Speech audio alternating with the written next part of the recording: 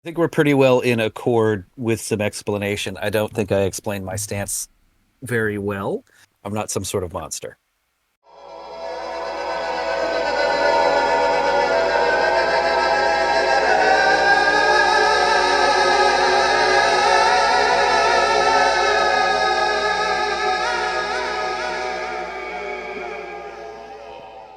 Hey gang, welcome to Unthink Me. This is just a little moral exercise we're gonna do today. We're gonna talk about the Boy, it ethics. runs deep. Yeah, we're gonna talk about little fuzzy creatures and biting their heads off. I'm gonna front load. Hey, how you doing, James? I got a little head cold, but I'm muscling through.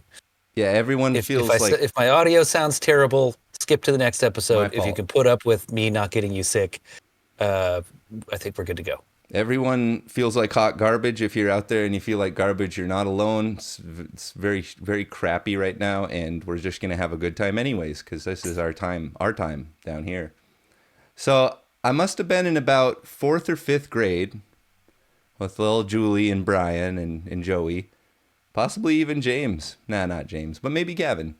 And I lived on the plains the teacher at that time. passes out a little plain white worksheet to everyone, innocently, unassumingly enough. And the activity is it's a bunch of pictures of animals, elephants, lions, fish, zebra, dolphins, monkeys, bugs, spiders. And you're supposed to pick out which ones are more ethical to kill, which ones are more okay to kill, and why. But yeah, how did your teacher explain this? Saying ethics to like fourth or fifth graders, like they don't know what you're talking about. Yeah, I don't remember, but it had to have been pretty skillful. It had to have been pretty clever because I didn't know how dangerous this was going into it.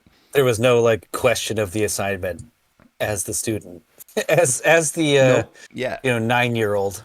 This is the age where you watched the Ninja Turtles 3 and you held no opinion because you just had a good time, and what determined whether you liked it was whether you watched it again.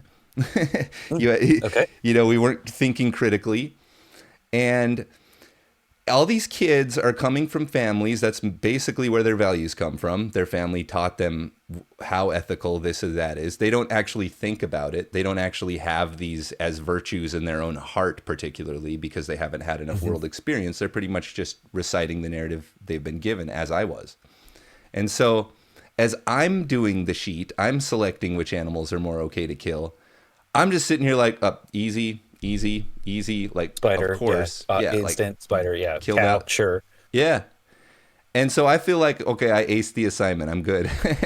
But then we go around the room and everybody, their answers differ from mine. And I'm getting furious because to me, everyone else's answers seemed so stupid. Hmm. And I'm sure Okay. they felt the same way about me. But my selection criteria was very simple. How evolved is this creature? How complicated is this creature? How intelligent and sensitive is this creature? I have this whole ontogeny recapitulates phylogeny. Very, very Okay. big mouthful, but basically to say that like the history of the world, the history of evolution dictates this sort of rising complexity of creatures, and as they become more complex, they become more intelligent and more aware and more conscious, culminating in any old baby, the Homo sapiens masterpiece that will soon be replaced by a very sensitive and sweet computer system. So to me, it was a simple matter of how intelligent the damn creature is. And Okay. then you can get into, What's well, your how. what's your mark of intelligence Yes, at that's the what I was saying. You the can get tender age into of 8 or how 9? intelligent is an octopus? How intelligent is a colony Right. of ants? Right. So that's another one. All right. So that's a pretty good. So going around the room, all the reasons, and we can break those apart. Okay. So It okay. sounds like this teacher. Let me just take a quick side note. Yeah. This teacher's probably 25 to 35, Uh huh. room full of kids, had some sort of argument in their real life You bet. and Yep. used these kids as like a social experiment. Watch, I'm going to ask like 38-year-olds what they think. You'll see, I'm Beautiful. right. This is how they made Spiral Dynamics too. You got an axe to grind. Ask your damn students. See what Right. their dumbass perspective is on this. Oh Ask a boy. bunch of kids. Beautiful. Yeah.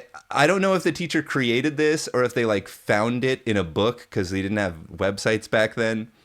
I Right? don't know. I don't if it came from their like PETA meeting or something like that. I have no idea how this came to be. It was not a thing that happened a lot. This wasn't a teacher that morally challenged us a lot. It was a total sneak attack. We were I was ambushed. in a different school in the same state, and yeah, nope, this didn't come up. Shockingly enough. Yeah, I don't think this has ever happened in the history of the world. Comment if you've done this freaking assignment because I think it's brilliant. I think Yeah, every kid should do this. it's a thought provoking thing, and I think the teacher probably did it to prove a point in their normal life, It in their civilian exposes life. your amber. It exposes your amber meme tendencies to oneself. I'm getting. Did you hear that? But okay, Nope. okay, cool. That's just on my side. Okay, cool. So what do you think? Should I keep on moving with that or So yeah? a few questions. Uh huh. What was your where is the line in the sand that this is intelligent or not intelligent? Was it like use of tools? Was it herd mentality, group mentality, individualism? What to 8-year-old little snot nosed Adam? Where was that line? All right. Was there a line? Okay, so what I see as a super easy way to do it is if we're the pinnacle beast, if Homo sapiens is the model for moral self-awareness, consciousness, behavior, all that, Okay. go to your taxonomy tree, and I don't remember the Mhm. acronym, but kingdom, phylum, class, family, order, Something like that. species, Yeah. some I sort of know. business. Yeah. Yeah. I think we're all probably familiar about that, Aquila but Lattes. maybe 10% of us can name it correctly. But go on. And as you go back down that thing, as you go away from your apple on the tree, that's more and more okay. So go down to the bottom, different kingdom. I'll kill a fungus. I'll kill a plant. I'll kill a Uh-huh. virus. Utterly no problem. Like gladly, flamethrower that stuff. All right. So, but then I'll go kill your into mama. I'll kill your cat, but I won't kill your sister because the bitch is too fat. CB4. Sorry, go ahead. CB4 motherfuckers. Now we're talking animals. Okay, I'm killing a clam. I feel a little weird about Okay. that. Just taking a little clam and that's a little bit more weird than stepping on some Oh, bacteria. hold on. Uh-huh. Let's pause right there because you've opened up a whole nother thing. Did Nope. the teacher say anything about why you're killing it? Yeah. Yeah, we had to go Okay. around and explain ourselves. We had to explain the Oh, okay. choices that we made. Why is a All spider right, better 8-year-old. than a lion? And so, okay, anyways, going on up that, okay, so now spinal creatures. The spine is like, your these creatures with spines seem to be more evolved and complex. So Okay. lobster versus fish. Well, Okay. that's a little like, but I feel a little better about killing that arthropod than I do about killing that bony fish. It just has a little more brain, but still, take a fish, smash its face, no problem. Like I'm still cool on that.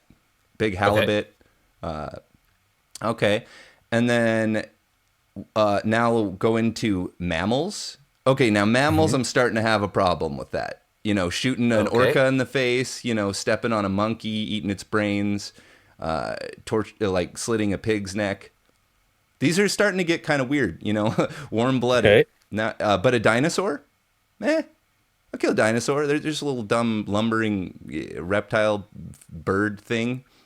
Sure. So the teacher did not give the assignment as like you're about to get like you're in a threat situation. The spider is Right. rearing up, or the zebra is about to stomp you to death. None of that was talked about. It's just here's a list. I'm imagining you and me, we're dressed like Batman and Robin. The Joker has a kangaroo in one pod and a chimp in the other one, and we have to pull the switch, which makes one of them fall into lava. So it's just us in a moral vacuum choosing Does which the animal to chimp kill. have a knife? Is a chimp a threat? Okay, so yeah, this is one angle. Is it dangerous to me? Is it a carnivore? Is it a dick? Is the animal just a I jerk mean, like a badger? how many people in Montana per year get killed by an elk? It's not a carnivore. Is it a threat to humans? Yeah. And this is a Right. Okay. decent argument. Like a saber-toothed tiger is kind of a complex animal, but they want my blood. They have a tooth that's designed to penetrate my skull. Fuck that Right. guy. You or them. Yeah. And again, with early hominids, like the other hominids, very threatening to me, very complicated, super shame to see them go, but Yeah. I like to watch them leave. Tribe to tribe warfare. It's like they're another animal. Well, and there's the kind of end game of the ethics is war. It's like the same ass species, but they're different looking, or they have different values or beliefs. And that is definitely a me or you situation. You don't feel good about shooting that German, but you got to get rid of them for your world to exist. They're a threat to your society. And that's sort of penetrating a different topic, but I don't want to go too deep into that. I'm just trying to understand this goddamn assignment. And this absolutely also goes into the abortion debate too, because like, where do you define a human as a human? But we're not going down that railroad because this is already huge. But so looking at the other kids, yeah, that's one of the angles is it a danger to people? Is it scary? So like, it's probably better to some people to kill a tarantula versus a cricket because the cricket won't bite me. Killing a tree, I think it is actually kind of silly to feel weird about killing a plant other than it being of benefit to people, the environment or the biodiversity or that they're producing oxygen for the planet, all that stuff. But it's not that it's mean to like strangle a wheat to death. Well, where does the line get drawn that, okay, yeah, killing the tree is fine, and no remorse, but then killing a hectare of trees to fuel my lumber yard, that affects other things. Even one tree is the home to something else, probably many something else's. Well, I know that my suffering and my fear is generated by a brain. I'm pretty confident in that. And the tree doesn't have a brain. So yeah, I am taking its life. I'm harming it. It'll even react to that. When I dump vinegar on it, it'll like, yeah. But this is kind of echoing what suffering is. It's not experiencing that. If it is experiencing it, You're it's placing your own intelligence on something that's it's just a contraction of cells. It's not actually like bitter toward you for pouring vinegar on it. bitter. Yeah, so what you're saying is pouring vinegar on a plant and the leaf like contracts. We are projecting our own Yes. consciousness on this thing. Like, oh yeah, it's probably so pissed. Because it does look the same. Because we do, yeah, we recoil when you dump vinegar in our eyes too. So it's like, yeah, okay, I get that. That's suffering. And I don't think that's wrong. It's just so minor. Like an analogy I make is like, if I squash a cockroach, it is doing harm, but it's like pinching you in the cheek. It's like that much harm. It's like, okay, that thing's whole reality being crushed is roughly equivalent to me getting a little, no big deal. It doesn't matter. I'll take it. When we get as we get farther into this, I really think it's important for my part when I chime in and say which one of these little boxes I'm going to check is us imposing our own emotional structure onto an emotionless creature. Yeah. And I make the argument a good amount that our relationships with our pets are imaginary. We're pretending they're little people. They're very real. Yes. To you. And to the animal, they're having a relationship, but it's not the one that we're projecting onto it. They're not our baby. They will eat you when you're cannibal. Dead. Yeah. And a dog will This is why cats are the most abusive relationship you could possibly get. They can always get a hold of you. That you get pets and loves when they want it. It's an abusive relationship. And your dog, it's man's best friend, but it's not you're its friend. It is instinctually It's a relationship of convenience. It's instinctually protecting you because instinctually its DNA needs it to keep the human alive, to keep it fed. pack animal. And it loves you in its own little dog way. It truly does love you. It'll be heartbroken if you leave, absolutely. But it's just, you know, it's on a whole different level from this human suffering thing. Human suffering is rather unique. Mm-hmm. It's, you know, you get into the Jane Goodall thing where a chimp loses its family and then it just goes and stands by the river and dies of heartbreak. Mm-hmm. That's something we can really relate to because it's so darn close to us. We just evolved from it 10 minutes ago. But I'd Won't kill get too 10 far chimps into for one. the study, Mhm. but there's a study where dolphins were being artificially inseminated, which means that you also have to jerk off dolphins. And then when the scientist was done jerking off, like we don't need any more semen from that dolphin. It killed itself. Yeah, It so swam to this the is bottom, if you stopped want to breathing, jump and into died. to a hilarious and disturbing rabbit hole. This is the John C. Lilly dolphin experiments, and this Yeah, woman it's fell too in much love. to get into now. Yeah, she fell down the rabbit hole herself. I wasn't gonna get too far into it, but yeah, she actually had physical relations. Yes. It was not. It evolved from just handies for semen. Yeah, they were trying to get the dolphins to talk, and what they found is that the dolphin is just a horny beast. He's a bro. Yeah, we were just trying to figure out how to communicate. Yeah, they have their own language, but it was so rudimentary that there's no real communication going on. Okay. Is there food? Is there not? Yeah. Is there a threat or is there not? Is there sex or is there not? And that was about the end of it. Yeah. And There's no like conversations happening. super intelligent in a way similar to people, but it's still maybe chimp, maybe sub chimp in terms or orcas, dolphins, you know. It's still just on a whole different level. If any of these mofos could talk, they'd be doing it. They can't. We're special. I'm sorry, all you flatlanders. Humans are super, super special DNA. Okay. Okay. Yeah. So back to the list. Going around the room, what explanation was most opposite? What was the farthest from your thought process that you heard when everyone had to explain themselves? Farthest from me. If you can recall. There were close ones. I would say cuteness. I mean, I feel that like Cuteness. yeah. Yeah, like I get it. I feel it. Like a cuter animal is harder for me to personally kill it, but like philosophically, the cuteness of an animal should be irrelevant. You know, how to me, how cute it looks to me. Centipede with 8 billion legs.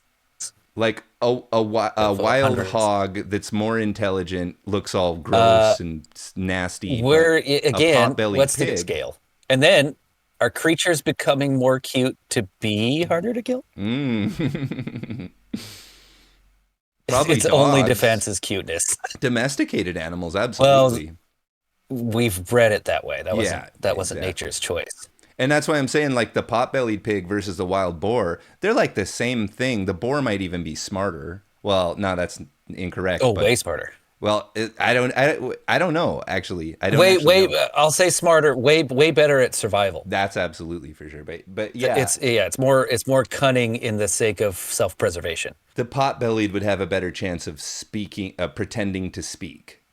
Or my dad's African Because gray it gets parrot. treats. He pretty much talks. The African gray, he pretty much will talk, but he doesn't know what's going on. It's just like I mimic sounds because that helped me to survive. And we do this little jam. That's how you say Happy what's to up. see you, but Dad's asleep. Yeah. Bigness was so elephant versus monkey. Well, it's bigger. There's more Okay. of it to hurt. There's more of it to kill in terms of quantity.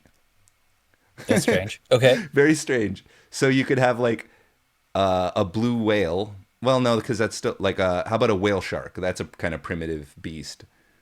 Huge ass Okay. primitive beast. But I would say that obviously the orca versus the whale shark, the orca is way more complicated, way more intelligent. And so I would definitely pick to kill the whale shark because it's derpy and they have little smiley faces on their tummies and they look stupid. Just so we don't get canceled. We're done. I'm not choosing This is one or the other for the sake of a thought experiment. We're not choosing to like, well, let's go ice a whale shark and see how you feel about it. We're not making plans right now. No, But, you this know, is all theoretical. hopefully some of this will factor in ultimately to the choices that we make in terms of our own values, you know. But and like I said, you know, as a thing to dump on Amber Meme youths, I think this is fantastic because here I am, you know, 30 years later, it's still like on my mind, and it's still kind of like I still don't really have my ultimate answer to that. And I bring it up to everyone I know, and they all have different angles. And a lot of us get passionate about it. It's a thing that we're pretty. Oh, we intense had about. today. We had to start recording when we were talking. We were front loading. We started getting passionate. We just, yeah, we're like 30 minutes into this, and we're actually just talking about the topic. So we need to record now. Okay, so to make it somewhat relevant to the channel, cuteness as a savior in this murder, death, kill experiment. Where does cuteness fall on altitudes? I'm not going to kill this because it's cute, but I will kill this because it's hideous. I would say I cuteness would is a guess, type system. I would guess red or blue on spiral side, which is Just amber, blue is yeah. amber. Yeah, blue. It's confusing. I like blue better myself as well, but it disrupts my rainbow. Okay. That's what I think. It's myth. That's mythological territory. It's the myth of the Okay. animal as a person. It's mythologizing the animal. It's that. So we're going like personification. to purple even. Purpy. Well, Violet. So magic and myth are differentiated a little bit. Magic is very direct and immediate. Myth is like we all share these kind of notions together and we believe them absolutistically. But both red and amber or blue are considered mythical stage in terms of the way you conceptualize the world. And just for people who don't know the system that well, myth does not mean wrong. That's not how we're using that word. It doesn't mean myth as opposed to fact. It just means Say like a legend. This is a legend we all know. yeah, like red meme is very legend myth, yeah. But like so the myth that the values that it produces and the ideas that it produces may be facts or not facts. It's just irrelevant. It's just that the culture sustains this narrative that's a myth, and it doesn't fact check it. It's just a given. It's granted. So that's kind of the nature of myth. And what happens is when you get out of your own mythical system and you see other ones, you realize how arbitrary myth is, because you'll for any myth structure you find, there's going to be another society that completely contradicts it. It's like, how can those people completely see this thing opposite ways? And that's where orange meme rationality And comes somehow in and survive. says, I want to know the actual answer that everyone can agree on by measuring it and doing math on it and doing statistics and probability. But yeah, prior to that, I think you got it. Like mythology is kind of how we're constructing these moral narratives of like the ethics of killing things or harming things. The intelligence of an animal playing into the scale. I think that's probably amber or orange. Yeah. Oh, okay. So yeah, that's getting into definitely like orange trying to figure out what intelligence is, what consciousness is. So animals exist in altitudes. They'd be in the radio wave spectrum. They're not yet visible light in that they're not self-aware. But I'm arguing in the holons that produce these creatures, there is a developmental hierarchy. It's just not as significant as the altitude's visible light range. So, like killing a rock is fine because they don't even live. But, killing a bacteria, Because that's harming a okay. living creature. And then, moving into animals, again, it's this sort of holonic structure where as it becomes more similar to a sentient, self-aware, conscious being, it becomes less and less ethical for another one of them to kill it or harm it, all the way up to people. And we're not going down this road, but just to point out the ethics of killing people. Do altitudes play into that? Is it more ethical to kill a lower altitude versus a higher altitude? We're not touching it, but yeah. Yeah. Well, yeah, and then again, it's what's the purpose for the ending of life? Is it self-preservation, or is it a threat? Are you being attacked, or are you just indiscriminately killing to take a life, or is it for personal gain? You're the one taking lands and treasure. Who knows? Again, we're not super getting into that Yeah. today. And I think that the teacher did that too. That's why I was. So the thing that I got hung up.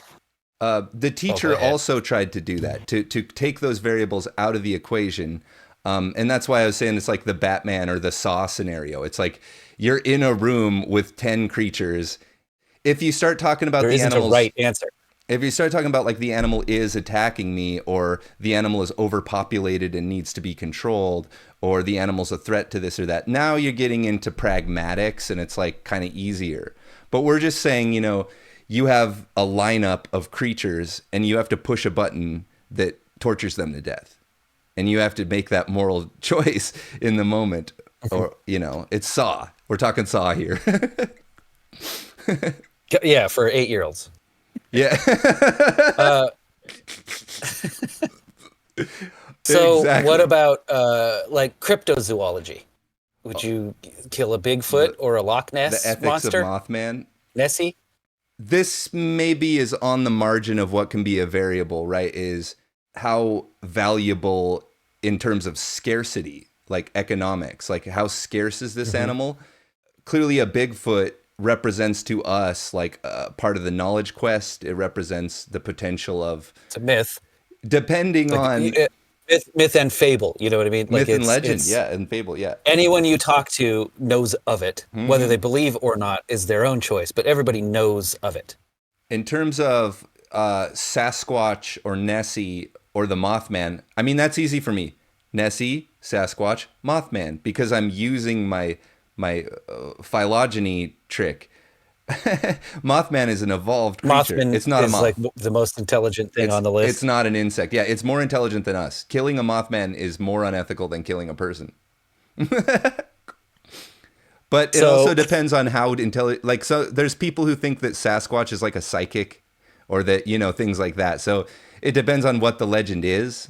If the chupacabra is a transdimensional being versus just like a vampiric deer creature thing.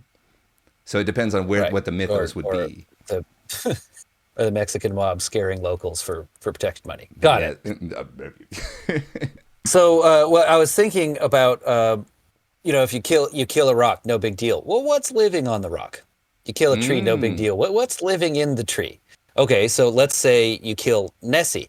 Now, as far as biological mass in any given body of water, you have your absolute bottom of the line, which is like seagrass and mosses and things that non-sentient things that slightly larger things, slightly more predatory things, herbivores are eating, then slightly larger, then slightly larger, then slightly larger.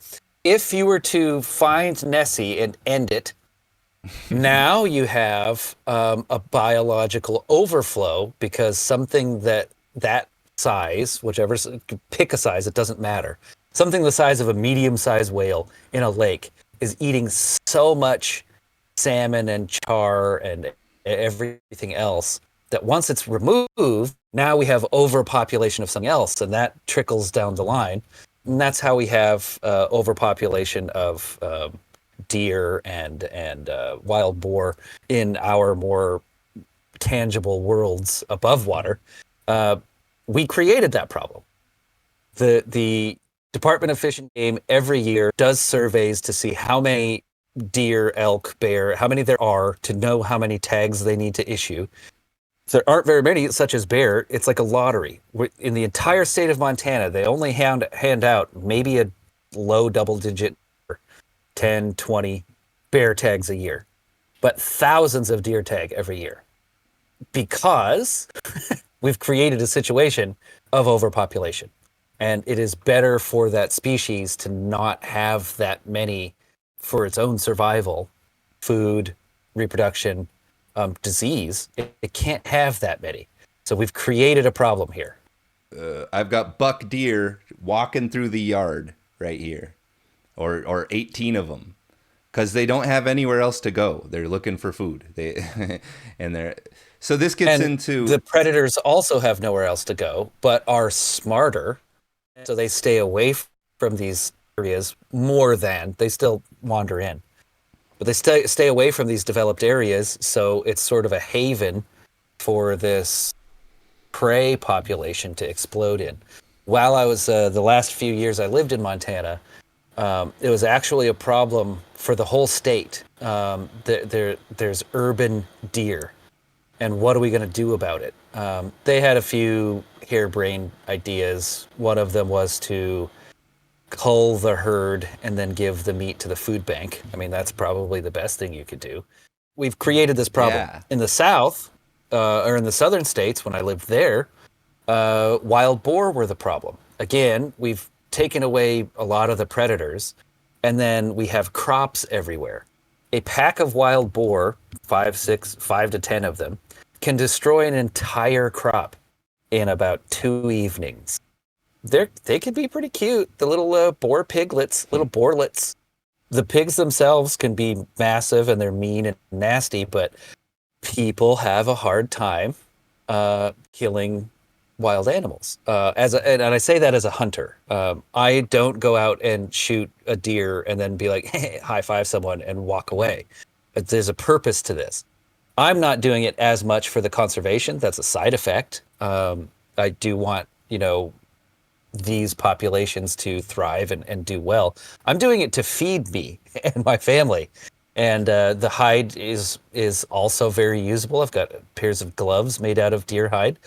There is an ethical question now that we have farms, we have meat producers, ranchers, and then butchers to cut them up for us, and then we get a nice packaged steak.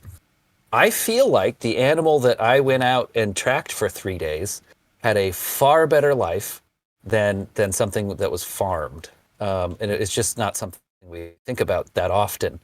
I don't think that they have hard feelings. The cow in the pasture or the deer running wild. I don't think either of them are really aware of their situation. But I'm on a little bit of a tangent here. Hunting to me is the most natural way and best for the animal, I believe, way of killing. And I'm not going out just blasting indiscriminately, not dynamiting gophers. Exploding varmints. It's more, yeah, it's a survival thing that I choose to do. I don't have to. I could go to the store and buy meat. I often do, actually. It brings me closer, I guess, to understanding the way life works, understanding the way the world works. If a little kid sees a pack of wolves take down a deer and how viciously they tear it apart while it's like kicking and screaming, a hunter doesn't seem so bad anymore. So your approach right now is lower right, which is looking at, the group of animals. Is it out of control? Mm-hmm. Does it need and so that's one way. I think that the assignment was trying to look at the upper left, the individual interior, and the experience of the animal and like whether it suffers. But this is one of the better ways to approach it is in the lower right, is when we're actually talking about real life situations. If there are feral monkeys overrunning a town, the ethics of whether it's right or wrong to kill a monkey is out the window. It doesn't matter anymore. Yeah, spreading disease and destroying and large amounts to what of property. extent that we have deliberately engineered this animal to be killed. Is that a good thing or a bad thing from an ethical perspective? It could be considered more moral to kill it because it was raised to be killed, which is a common argument. It could also be considered less ethical because we're making animal concentration camps, also a common argument. So this is lower right approaches. And so I worked for a Chinese gentleman for many years in a small town in Montana. So, of course, racism was everywhere. I got to see it firsthand as a spectator of people being racist towards this very successful Chinese man. Yes. And one of the things that you hear most often is like, well, you guys eat dog. It's farmed in China. It's not like they go out and just take your neighbor's dog. No, it's a farm. So what's the difference between farming dogs and farming chickens or cows? Totally. Yeah, exactly. That's a cultural thing. I think killing a dog is maybe a little tiny bit worse than killing a pig, but not, it's on the same spectrum. Definitely cats. So something we got. Look, there's no meat on cats. That's why. Predators taste disgusting. I'll say that. I've eaten a lot of bear in my life, and the only way to really cook it is to season the hell out of it or make a stew so it tastes like something else. Predators don't taste now, good. Omnivores taste as you even may worse. recall, my least favorite argument is how good it tastes because human babies are delicious. Human baby meat, God. that barbecues amazingly well. It's just so fatty, so marbled. Yeah, my least favorite moral argument is how good the animal tastes because bacon's so good that makes pigs okay. Right. But it is So I mean, I don't know. I don't know if a lot of people know that don't grow up in like hunting communities. Where the eyes are placed in the skull sort of denotes prey to predator. If the eyes face side to side, they're facing that way so they can look at all the predators trying to get them. Predators' eyes, such as ourselves, are faced forward so that we can laser focus on one of these side-eyed animals in a pack of other animals or in a forest or anything like that. So predator and prey, it's very easy to spot by where their eyes are. Jimmy Kimmel is an herbivore. Probably, yeah. The guy, yeah. Eyes are to the How am side. I? Well, I'm pretty normal in terms of my eye. You're supposed to have one eye in between your eyes, right? Like one eye length. If you're in drawing, drawing class, yeah. Yeah, if you want a perfectly symmetrical face, and none of them are. Yeah, you got an eye between your eyes. Symmetry is cuteness. Yeah. More attracted to symmetry than dissymmetry because that shows genes, and that's a good breed pool. Yeah. So the ethics of I mean, you and you've off and on been vegetarian, vegan, pescatarian. I did try veganism for a while in high school, and it evolved. Okay, I'm going to only eat vegetables. And then I didn't feel very good. So it's like, okay, I'm only going to eat things that I myself have killed before. So I'll eat chicken, even if it is farmed, because I've ended the life of chickens before for meat. So that was okay. My grandparents raised cows. I've ended the life of cows. So I'll eat beef. That's fine. But then what about not stingray? It's halibut. I've never caught a halibut. I've caught plenty of fish. Yeah. Never a halibut, never a tuna. So where does that line go? I've killed a lot of chickens. I've never killed a quail. Yeah. But, So I think this is the hot zone, and it's not that hot really for me. I can see like both sides of it, but is it more ethical or less ethical to kill the animal yourself? And I just got into a huge fight with another friend, but who's claiming that if I kill an animal, I couldn't do that. I don't feel right about it. It's gross. It harms my soul. But if I pay the guy next door to do it, we're totally good. I didn't have to do it. It didn't damage my soul. I sent out for the meat. The meat came here, and see no evil. Mm-hmm. Versus, when I go outside and rip my chicken's head off, I'm taking full moral responsibility for that act. I did it. It's like Ned Stark. I swing the sword. So I can totally see both sides of that. I think that if you yourself couldn't go out there and slit a pig's throat, maybe you shouldn't be eating bacon or ham. And that was sort of your in high school when we were both a vegetarian at the same time. That was the argument you gave me, and I was like, oh shit, yeah, I wouldn't do it. I've absolutely back done then. that. So I'm gonna eat this then. And then, so I totally agree though that this isn't a constant. It should be a constant moral exploration in your life. You shouldn't just like sit on some position, but like play around with it. And not explore. Does it make you? What does it do for your body, your nutrition? What does it do for the environment? How do other people treat you in response to this? Are you being a douchebag by insisting everywhere you go that like no animal product has touched my food? So it's a lot of different variables as you're picking this apart. It is kind of difficult to it's expensive and time consuming to do the most ethical diet you can imagine. In many cases, it's going to be a problem. I would argue that if we all cut out red meat, it would probably be healthier just based on the fact that we overeat greasy meat with free radicals in it. Just from a nutrition perspective, I think we have too much meat because it's just a convenience. It's an easy way to get that protein. The recommended amount of meat in a modern human's diet is at max 6 ounces per day. Yeah. That's a cut of beef. That's a steak the size of a deck of playing cards total for the day. Yeah. I can't. It's hard to find a chicken breast that small unless you go to fast food. And I got a friend doing like the Jordan Peterson diet where it's like you eat a little steak. That's like your entire diet. Like, and people like rave about this. They say it's like really good for your energy and you just don't have to digest as much. I mean, we overload And ourselves there's with carbs. I mean, there is the opposite side of the spectrum where you go on the like paleo diet where all you eat is meat, and they say the same. Oh, I feel Yep. great. Yeah. So it's really personal preference. I mean, there's a lot of garbage we put in our bodies. I'm very guilty of it myself. There's better ways to eat, but the vegan slash vegetarian slash pescatarian slash paleo, that's a moral decision. Some people have, dietary restrictions Yep. and things. I have a niece that had to go vegetarian, and that changed her whole life because she's kind of allergic to meat. Now, I don't think she lives in LA. I don't think if she had fresh wild game meat, she would have the same issues. I think a lot of that is the processing and hormones that go into it. But that's not for me to say, and that's something for her to test if she ever wanted to.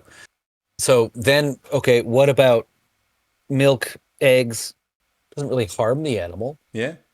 Yeah, I'm down. I But think that they live milk a is a little structured- oversold. I think milk is I don't not as drink- yeah. necessary as people, claim it is. And that's supporting, the cow industry in general. But yeah, I think that would be, eggs. Like chickens love laying eggs. That's what they do. That's their jam.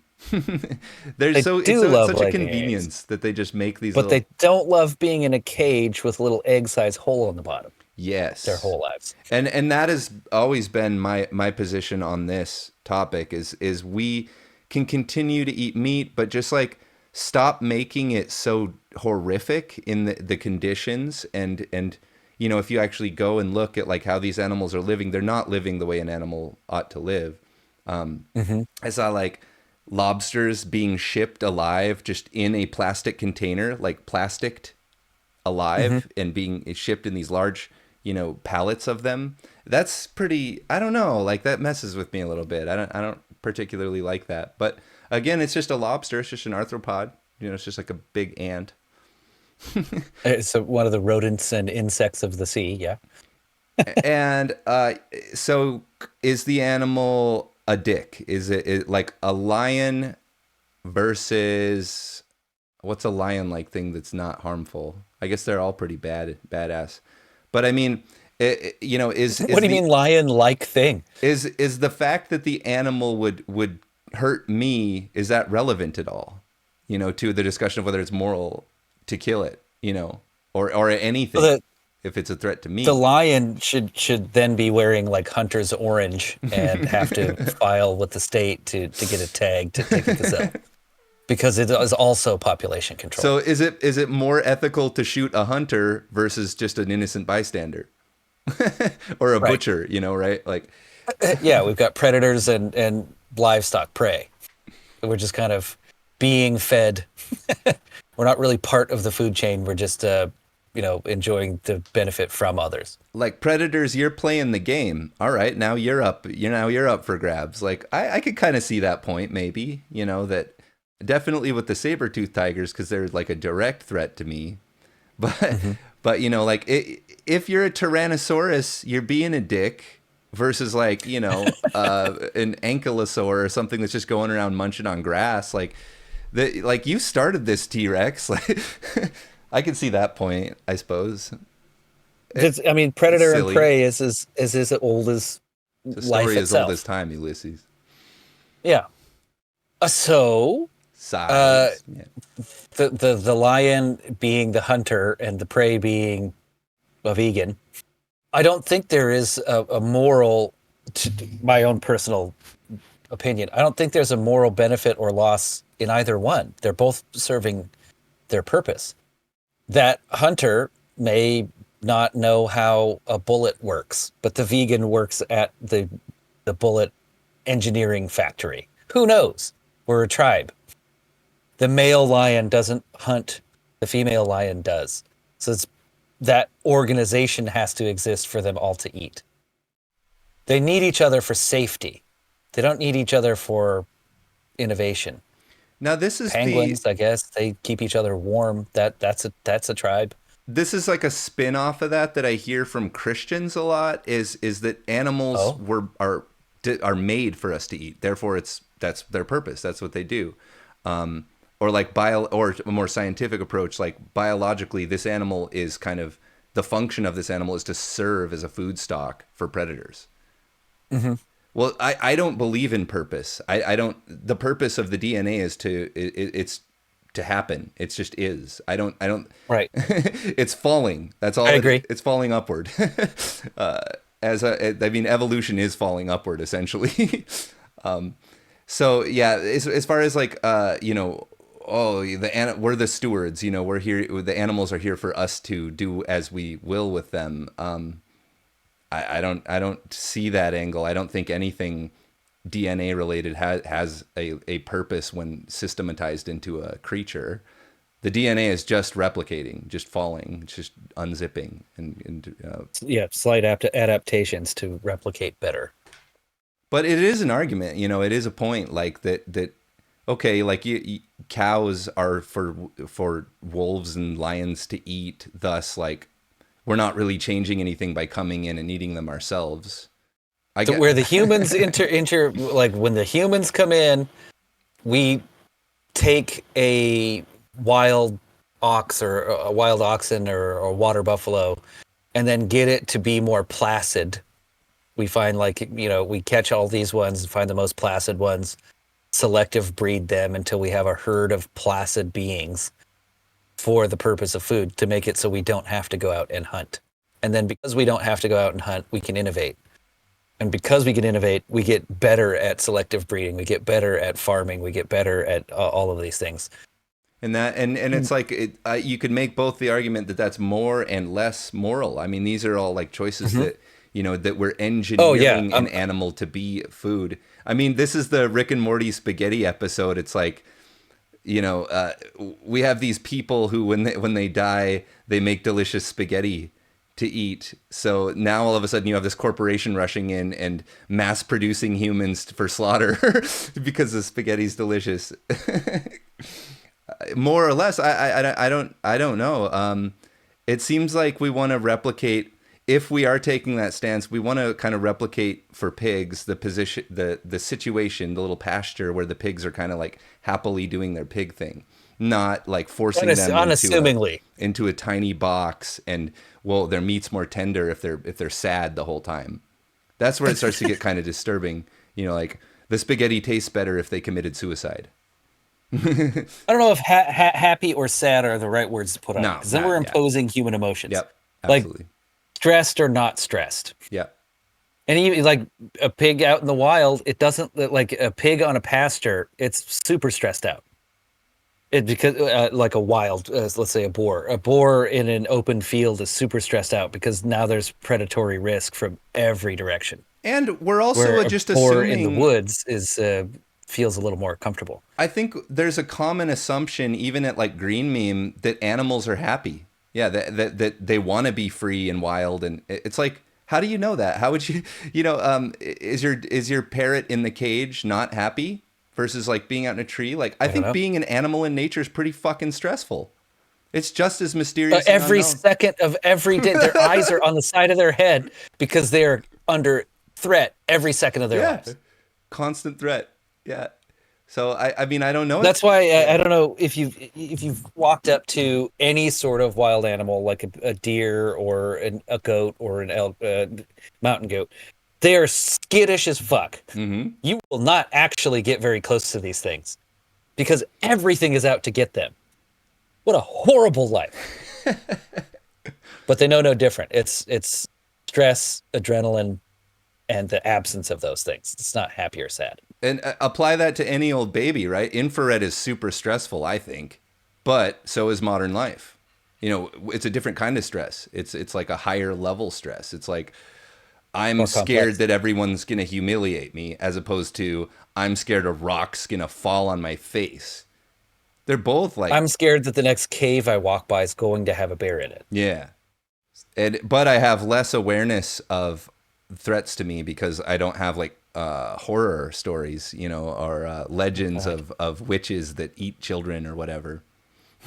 When I do live or spend time in larger cities where people haven't really been out in wilderness, unattended, not groomed wilderness, and aren't you afraid of bears? Grizzly bears are a whole different thing, but lions, black bears, wolverines, these are all lone hunters. They don't hunt in a pack.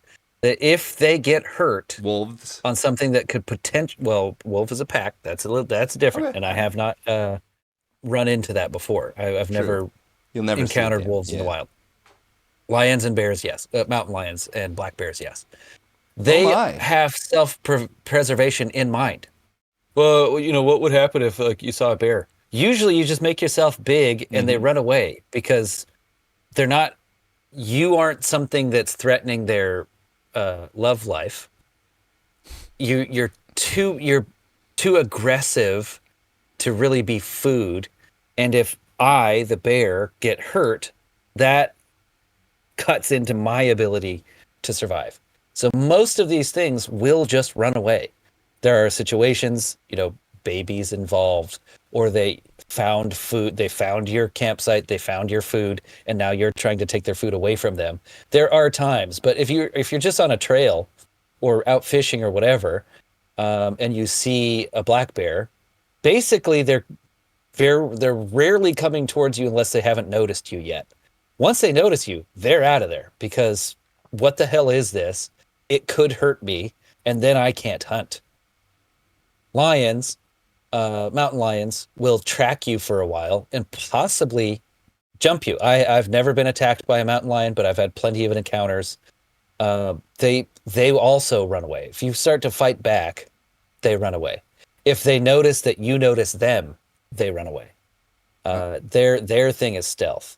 So the whole point of the thing is predators and prey. Predators hunt other predators, but they're not dumb about it. They're not going to go and hurt themselves because they're single animals. Now, you had mentioned wolves. If a wolf gets hurt and it's not fatal, the other wolves will make sure that that one doesn't die because it takes the group to survive. Similar with lions. The lionesses, if one gets hurt, it's not just like, well, it's dead. It's just moved down the hierarchy, but it is going to eat. It will survive if it heals correctly. We are the same. So if the teacher gave you that list and said, okay, as a group, you're going to go, and they're all predators on this list.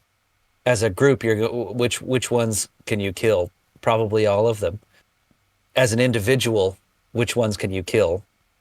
Not as many. Yeah, I was thinking about like a lot of like nature shows and like Steve Irwin and stuff, and it's like the animals truly can detect your fear, and That's an exploitable situation. In general, if you kind of walk body confidently and posture. carry a big stick, you're not going to get as much tribulation from the beasts as if you're just kind of being chill about the whole thing and like, oh look, there's like a black bear. Okay, oh yep, he's terrified of me as he would be. And Yeah, when you're in back country, I have a whistle on me all the time. If I'm alone for whatever reason, I rarely do that. I'm making noise. I'm not gonna like startle something into eating me. That was dumb. Predator respect. if you encounter a hyena, you take a piece of wood and you stick it on top of your head, and then they'll think you're taller. Gods must be Yeah, being crazy. big. Yeah. Okay. If you're big, you can hurt them. I mean, it's a question. It's the teacher did this for a reason. I think it was very skillful and very brilliant. I think that it stuck with me my whole life. I think it was a really brilliant assignment. If you're still alive and you're out there, I don't actually remember who you were, but that was an amazing assignment, and it challenged us all as kids. And I'm still thinking And about adults. it to this day. That and the Faces of Death series, and talking to my friend Brett, who was an ethical vegetarian, and I was like, well, okay, I'm an ethical vegetarian at that age, and I was like, well, what's your reasons? And he said, actually, all the reasons. There are no reasons not to be. It was his point, and this turned me on. I didn't know this stuff coming from my culture, that like these meat industries are actually destructive to the environment and their economic problems and their political problems. Like literally any like moral thing that you consider, meat plays Health a role. issues, yeah. Health, yeah. Oh God, yeah. The number one killers tend to be meat related in a civilized, not civilized, but America in today's world. Meat's, Industrial culture, yeah. it's not as big a problem as like corn syrup and sugar, but it's like the second one, you know. And then again, the corn syrup thing is largely, it has a lot to do with feeding other animals, with milling out super efficient ways of creating animal feed and destroying the environment thereby. So I thought that was all the reasons. Yeah. But this is it's so many cans of worms to dump out that this teacher did and that we're doing. And we could sit here and talk for freaking 8 hours about this damn thing because it easily every quadrant, every aspect of the integral model applies into this, and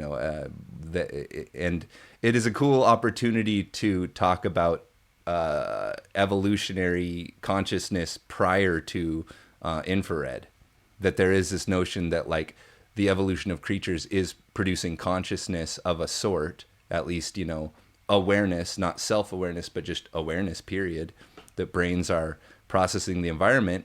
And thus is it to some extent similar to hurting a person when you hurt a creature that's aware or that's experiencing pain and that has a limbic system. That's one I didn't bring up, but like higher mammals have these limbic systems that's the emotional land, that's how we're doing emotions. So they are similar in terms of in the moment. Suicidal dolphins. Yeah. Suicidal dolphins and monkeys and people. What else you got? Is that about anyone you feel good on that one? mentioned self-harm or suicide, please reach out. There are plenty of hotlines and things. Don't condone it. And it's a real thing that'll happen quick on you if you don't pay attention. And don't reach out to me. I can't deal with it. Reach out to a professional. Yes, sir.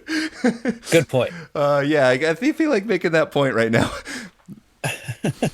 No, I mean, you can talk to me though, for sure. You can talk to me about like things that are getting you down and that you're having these sorts of thoughts. But just know that I am not competent to deal with that. I could lead you down stupid places. Yeah, I'm empathetic, but I can't. I can't help you. We're not spiritual teachers. We're not psychologists. Yeah. Yeah, that's right. We're philosophers and we're dude bros. Well, yeah, hopefully this episode has given you something to think about. I mean, we scratched the surface on different ethical dilemmas and moral dilemmas that you could come into on this topic.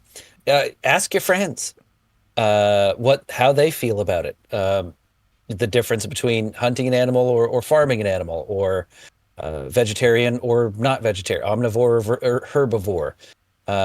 It's a deep topic, and I've had it split rooms and create friction between me and someone I thought I was closer with. Not in a detrimental way, but like, oh wow, yeah, this will pull out. We were so different thinking about this, and it never came up because we just had never talked about it. Talking about the ethics of meat, I'll get into an argument with everyone I know. I mean, everyone has such different perspectives on this, and it is a thing that we get passionate about. It's a very serious issue, really. And I have a feeling they won't be going out asking their friends. We're going to get all the information right down here in the comments. We're going to get a lot of passion and a lot. I have a feeling this will cause a little bit of hatred because, again, my position might piss you off. James's position might piss you off. Your position might piss us off. This is a piss-offy kind of thing. This is a serious issue, What's important to remember here is I'm not different from yesterday, and I'm not different from tomorrow. Differences create, distance and wedges. Yeah. Differences are important. If we were all the same, we would have gone the way of the polar bears. This is the project. This is what we're working on. And I think the best thing we can possibly do is to be open-minded and to allow all the different positions to exist and to select for ourselves that which is most moral and most reflective of our own personal values.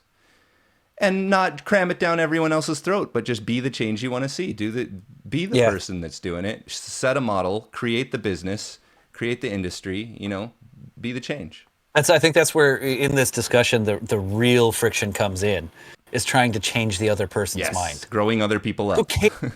Yeah, Yep. who cares? It's not your business to change their mind. It's Yeah. not my business to change your mind.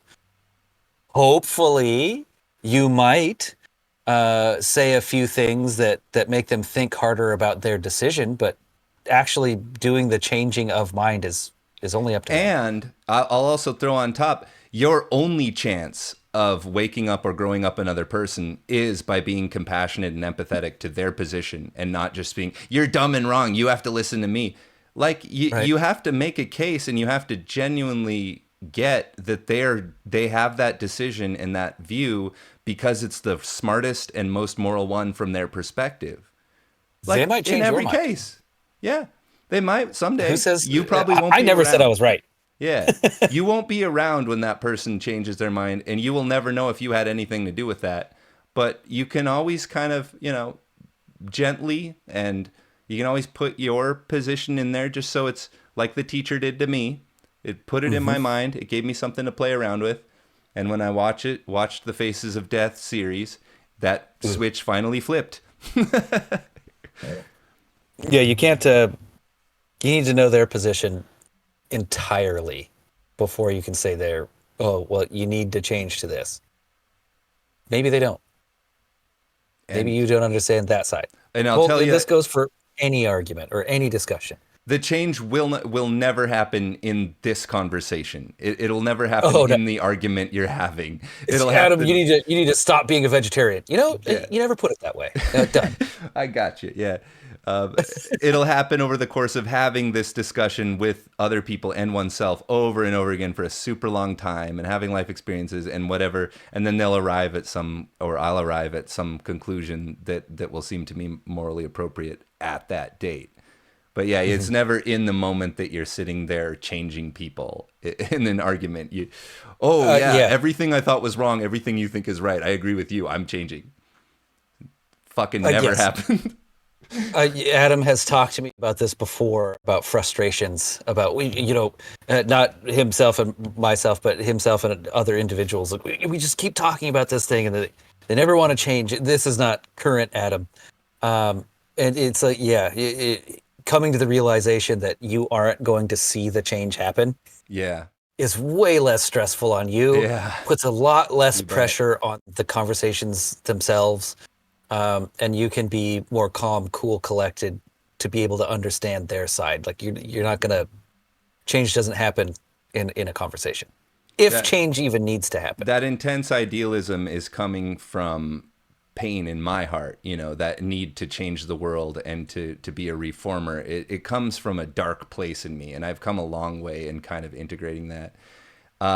And I have the experience a lot myself of, people in the community trying to grow me up and wake me up. And I'm just telling you, it's hopeless. You'll throw a tin can, boink off me, but like someday you'll reach to me. But I'm I'm good on those things, and I'm doing my best, and that's like all I can really tell people. Like, I'm not going to be enlightened tomorrow because of the conversation that we had. It'll be years and years of hard work if it ever happens, and I don't need it to happen. So it probably won't. Yeah. And so I'm happy. I'm second tier. That's good. That's good enough. Like, quit picking on me and each other. But Stop do picking share on everybody. But do share your message, and do be open to other messages. Absolutely. And grow yourself up and wake yourself up and clean yourself up and show up yourself. That's Spay and all neuter you your can pets. do. And spay your cats, and be sure and practice safe, birth control. Let's just moralize for a while. All right, I think that was a fantastic, thought-provoking, emotionally compelling, visceral episode. Yeah. Homework for the week. Talk to somebody about meat morality. Yeah. Just spread the love. Just get the dialogue going. Talk to a lot of people and see that nobody's the same. Nobody has the same Totally answer. wild. Yeah. It's huge topic. All right, gang. About time to hit that old dusty trail. All right. We'll see you next time, right. and we'll bring you some flowers. I won't bring flowers. Love you guys.